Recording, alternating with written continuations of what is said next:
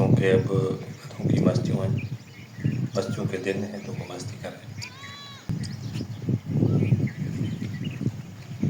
अब ये पानी पीकर फिर जंगल जाएंगी, शाम के वक्त फिर वापस आएंगी। वीडियो को लाइक और शेयर फॉलो भी करें। अब इनके लिए चारा बहुत ध्यान रखें।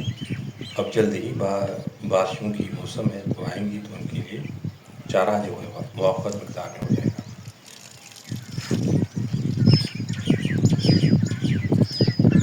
ये गधे जो है मस्तियाँ कर रहे हैं, चारा देखेंगे फिर भी ये मस्तियाँ कर रहे हैं।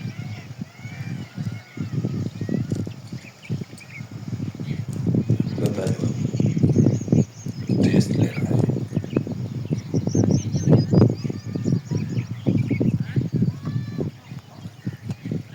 वीडियो देखने के लिए बहुत बहुत उम्मीद है आपको हमारी वीडियो पसंद आए।